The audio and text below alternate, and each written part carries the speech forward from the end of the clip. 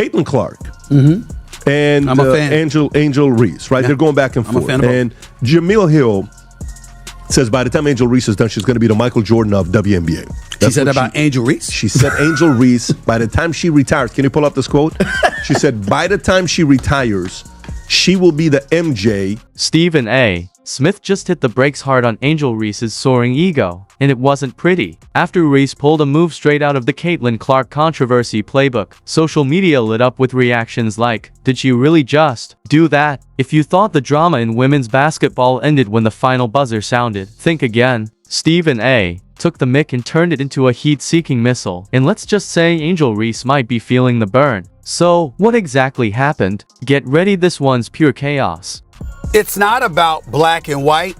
It's about that white player and that black player. Why? Because of the history that they had before they came to the WNBA. You see, it was all instigated. If Angel Reese was never in Caitlin Clark's face, taunting her the way that she did when they mimicking what Caitlin Clark was doing to numerous opponents en route to the Final Four, and then Angel Reese and LSU bust their living, you know what, at that particular moment in time, and Angel Reese was in her face chirping at her the way that she did, it would have never gotten to this point. We have a lot of folks that have come to the defense of numerous WNBA players because they were pointing out like this has been going on before long and people are not hating on her. It's not about hating on her. It's that you feel she is getting a level of attention that you deserved and you warranted long before she ever came along. 4 points. That's all Angel Reese put on the board. And yes, that's the entire story in one sentence. It was as if she went on a strict scoring diet, and somehow Caitlin Clark's absence drained the life out of her offense. This was during the Chicago Sky vs. Indiana Fever matchup where, to be clear, Clark wasn't even playing. She sat on the bench, bundled up like a spectator, casually sipping Gatorade and watching the action. And yet, with the court wide open for a takeover, Angel Reese still couldn't make it count. The new season tipped off this weekend with several marquee matchups on the slate. Most fans were excited to see Caitlin Clark and Indiana Fever take on Angel Reese and the Chicago Sky. The game was a blowout as the Fever beat down Chicago 93-58 with Clark's triple-double leading the way. But the biggest headline coming out of the game on Saturday is the investigation the WNBA is conducting into allegations of hateful fan comments directed at Angel Reese. It happened after this play when Clark slapped at the ball after Reese grabbed an offensive rebound. How do you step into a game where the star player is literally on the sidelines, ankle on ice, and still manage to deliver the worst performance of your career? That's exactly what happened to Angel Reese. If this was her way of showing she's the complete opposite of Caitlin Clark, then mission accomplished. While Clark focused on recovery, Reese was on the floor putting up numbers so low, you'd expect a sad trombone to play in the background. 4 points. Not a stat line, more like a distress signal. Because I was calling it from day one. You got people that are resentful towards her. But it's really not about her, guys. It's about what she represents.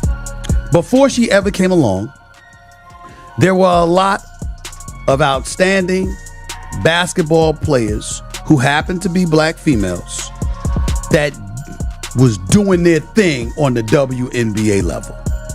And they never got this kind of shot. Yes, Angel Reese did grab her trademark 12 rebounds, her favorite stat on the planet. She chases boards like there's a free Chick-fil-A coupon attached to each one. And after this performance, maybe she really does need every single one. If rebounds were gold bars, she'd be rolling in wealth. But when it comes to actual scoring, it's like she's decided putting the ball in the basket is optional. Almost as if hitting double digits would be doing the game a favor. Second of it. Your thoughts? Well, first of all, it's not rivalry. Not when you lose about 35 points. That's true. It's not rivalry. Indiana Fever's on a different level than the Chicago Sky. Let's get that out the way. Secondly, as much as we love Angel Reese because she is special, she's not Caitlin Clark as a player. Caitlin Clark is on a different level. We just have to own that. Angel Reese can rebound the basketball. She's a damn good player. She's got a bright future in the WNBA, but Caitlin Clark is next level. You know things are rough when even the commentators start reaching for positives, saying, well, she's contributing in other ways. other ways like what? Morale? For most of the game, Angel Reese looked like she was just out there doing cardio. At one point, the camera caught her staring into the distance as if she was weighing a career move into reality TV. The real stat patters of Chicago. Coming soon. It's a far cry from the Angel Reese we're used to. The lashes perfect, nails flawless, swagger unshakable. Right now, her stat line reads like she forgot there was a game scheduled. Her performance gave off major "I peaked in college" energy. This isn't the Bayou Barbie domination tour she promised. It's the desperate housewives of the WNBA, and Angel's the one holding the empty wine glass. Meanwhile, Caitlin Clark, who's been getting targeted like she owes the league money, still finds ways to impact games. Whether it's dropping assists, hitting threes when she actually gets the chance, or drawing double teams like she's Steph Curry's distant relative, Clark keeps delivering. I'll elaborate a little bit more on that in just a second, but before I do that, I want to ask you your thoughts about apparently some racial animus that was thrown in the direction of Angel Reese. The Chicago Sky have gotten involved, talking about they're going to protect their players at all costs. The WNBA has issued a statement saying it abhors and discourages hate of any kind, etc., etc. Your thoughts about it? Here's the WNBA statement. The WNBA strongly condemns racism, hate, and discrimination in all forms. They have no place in our league or in society. We are aware of the allegations and are looking into the matter. Your thoughts about that element of all of this, where you believe it emanates from, and do you think it will ever subside? Oh man, the latter part of that, Stephen A, is quite the thing to think on. I think when you go back to the impetus of the rivalry that we have between Caitlin and Angel Reese, I remember funny clips on the internet. Angel Reese had everything center stage, full spotlight, and all eyes on her, and still managed to fumble the moment. Sure, she grabbed her signature 12 rebounds, but let's be real, not all rebounds are created equal. She's pulling them down like the ball just insulted her family name, boxing out opponents as if she's in a CrossFit audition. But once she gets the ball, the follow-up shot looks more like an abstract art experiment than a scoring attempt. At this point, she's hoarding rebounds the way collectors stash Pokemon cards, gotta catch them all, but never actually use them. And now, those ominous sports whispers have started about benchings, reduced minutes, even being forgotten. The WNBA isn't high school. You don't get gold stars just for effort. If you're not scoring, you're sitting. And right now, Angel's biggest value to the team might be her courtside fashion choices. This season was supposed to be her breakout, her chance to silence the critics and prove she's more than just attitude without altitude. Instead, her trajectory looks like a viral TikTok trend that burned bright and died fast. Think the milk crate challenge started high, took one shaky step, and now everyone's just watching the slow motion collapse. Caitlin Clark's or Angel Reese's popularity in large part is attributed to her behavior towards Caitlin Clark, because when Caitlin Clark was busy taunting opponents a couple of years back before LSU smacked Iowa around in the national championship game or so, it was Angel Reese that was clapping back at Caitlin Clark once it was Caitlin Clark's turn to have her come uppance.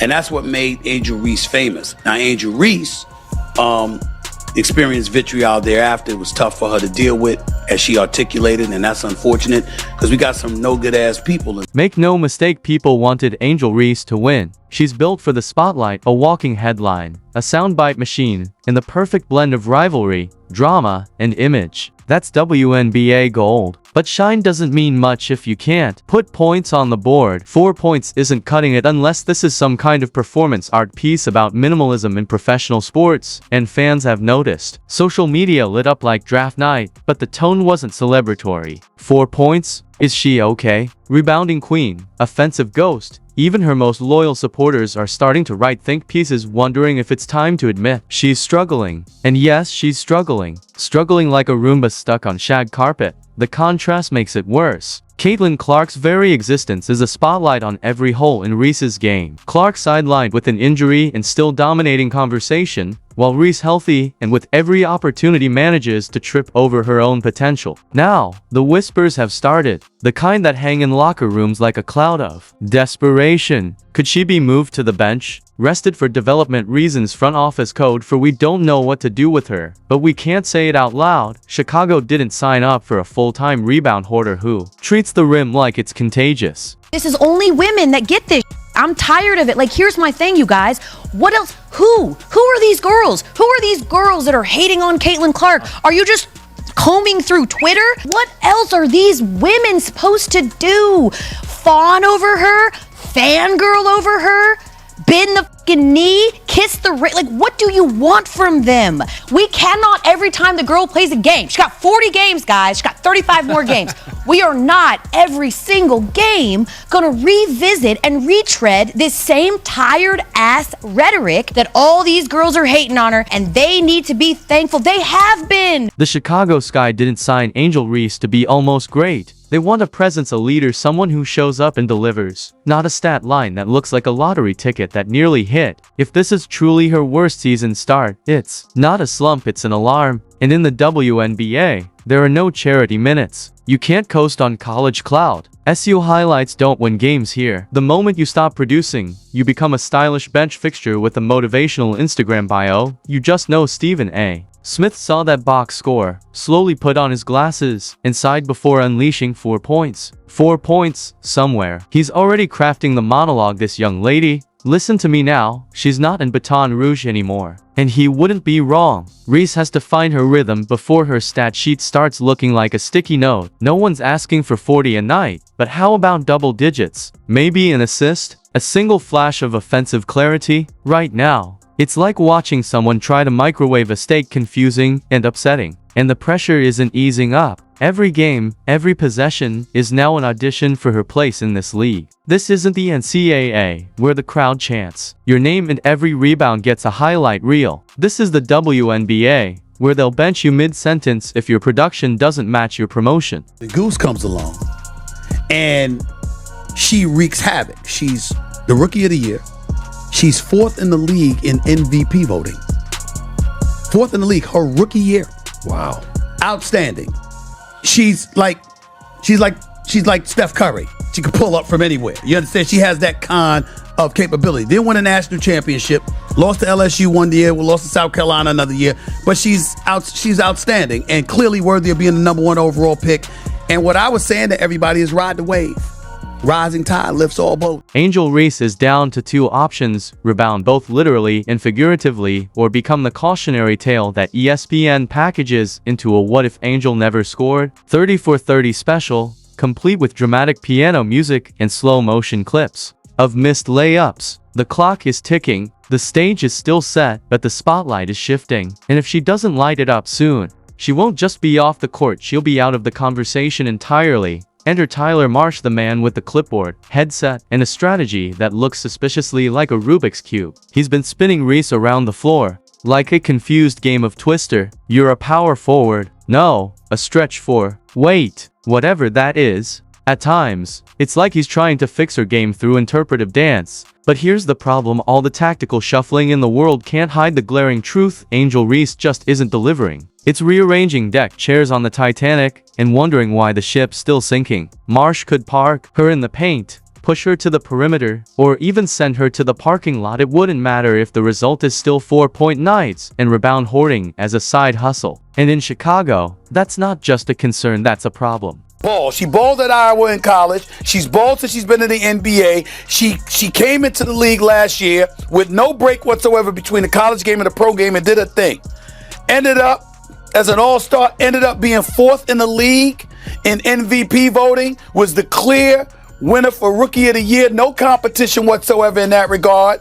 When it was really all said and done, we know what she brings to the table. Meanwhile, Caitlin Clark has been actually injured and still manages to be the WNBA's main character. You could put her in a full leg brace, hand her a wheelchair, and she'd probably still outscore and out-assist Angel Reese's last game. Even on her worst day, Clark finds ways to contribute. You could blindfold her, toss her into a game, and she might still drop a triple-double just despite the critics. Now picture this: Clark comes back from injury rested, fueled with frustration, and packing more fire than a dragon on espresso. The Fever plug her in, and suddenly it's like activating a cheat code. Meanwhile, the Chicago Sky are still stuck wondering if Angel Reese will even attempt a meaningful shot. Not make it, just take it like she means it. It's not subtle anymore. If you watch the Sky play, there's a moment like clockwork when the ball lands in Reese's hands, and the fans don't cheer or gasp. They just let out that collective, tragic sigh. Oh no, not again. It's the same sound you make when you watch someone repeatedly try to unlock an iPhone with the wrong fingerprint, and when your coach is shifting your role mid-season just to see what might click.